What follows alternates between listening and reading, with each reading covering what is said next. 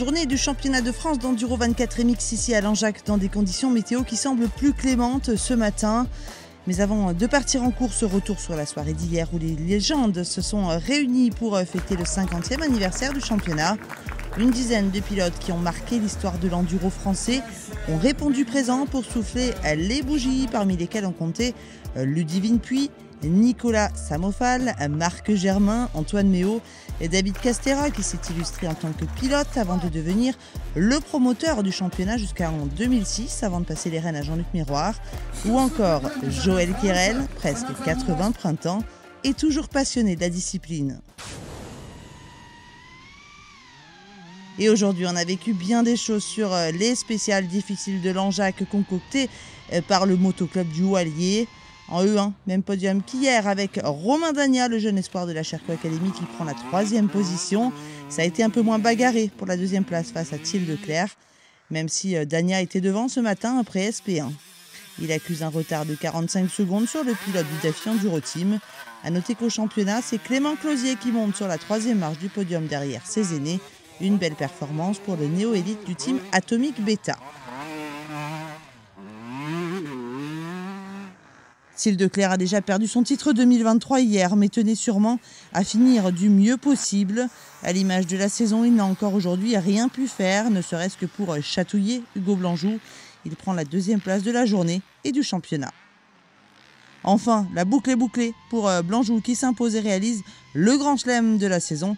Aucune journée n'a échappé au pilote Honda Elite Factory qui a déjà été titré hier avec une avance de 3 minutes 12 aujourd'hui sur la concurrence. Il a écrasé la course.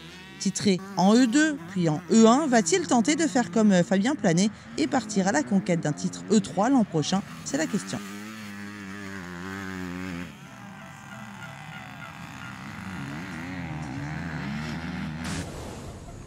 En E2, avant de parler de la bagarre qu'on attendait tous, petite parenthèse sur une figure de la discipline qui tire sa révérence ce soir.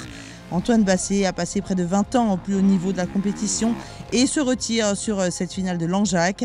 Après avoir été 2 fois champion de France et écumé les podiums en mondial en tant que pilote privé, on s'en souvient. Il officie auprès des jeunes pilotes en parallèle de ses courses. Nul doute qu'on recroisera vite Babas au bord des banderoles. Et donc en E2, on connaît enfin le dénouement de cette magnifique saison.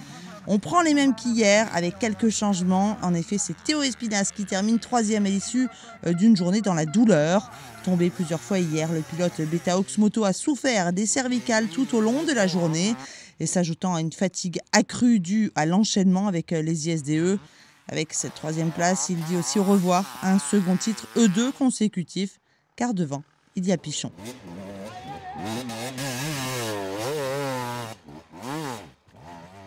Mais à la 2e place, c'est comme hier, Léo Lequéré, le breton, a clairement repris du poil de la bête par rapport au début de saison. En terminant à 12 secondes de la victoire aujourd'hui, il nous semble évident qu'il a parfaitement géré la fatigue des 6 jours. Le pilote TM Euroboost prend la 3e place au championnat Elite E2. Et c'est enfin le titre pour Zachary Pichon qui courait après depuis 2022. Sans grosse pluie, l'officiel Sherco est parvenu à tenir un rythme élevé face à la concurrence. Il savait qu'il devait terminer devant Espinas pour être titré et c'est chose faite. Plus frais physiquement que son concurrent car il n'était pas dans l'équipe championne du monde la semaine dernière. Il a pu gérer beaucoup mieux son effort. Il s'impose sur 4 spéciales et ça suffit pour le titre.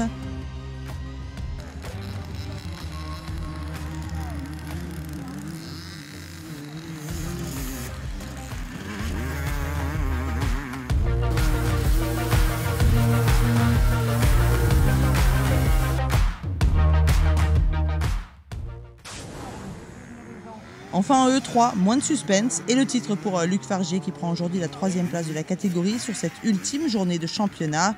Le pilote du Daffy Enduro Team aurait pu être titré dès hier, notamment suite à l'abandon sur blessure de Roussali. Et c'est une belle performance pour Fargier qui a su se reprendre et termine à 30 secondes de la victoire. Premier titre élite pour Fargier qui a été fêté dignement sous le haut vent du Daffy Enduro Team. Au championnat, c'est Anthony Gesselin qui prend la 2e position et Julien Roussali qui termine 3e malgré 2 journées blanches.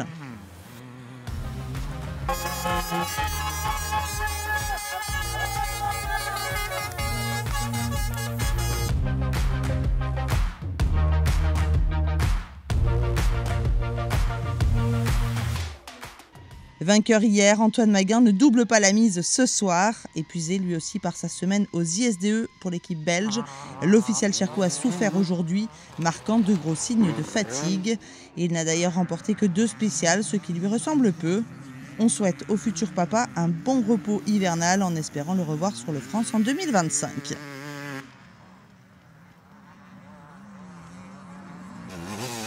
Et pour finir, c'est une victoire qui nous fait plaisir chez les élites E3, la première cette saison pour Loïc Larieux qui a été chargé du développement de la 302 temps Rierou toute cette année.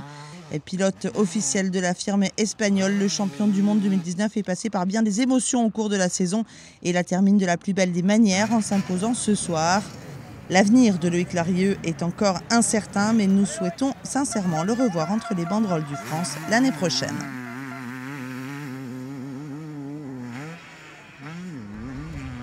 Ce 50e anniversaire du championnat de France d'Enduro 24 MX a été humide, mais vraiment réussi. Entre les bagarres dans toutes les catégories et les magnifiques sites qui nous ont accueillis, le championnat a vécu une très belle année et vous attend encore nombreux dès la saison prochaine. Bye bye.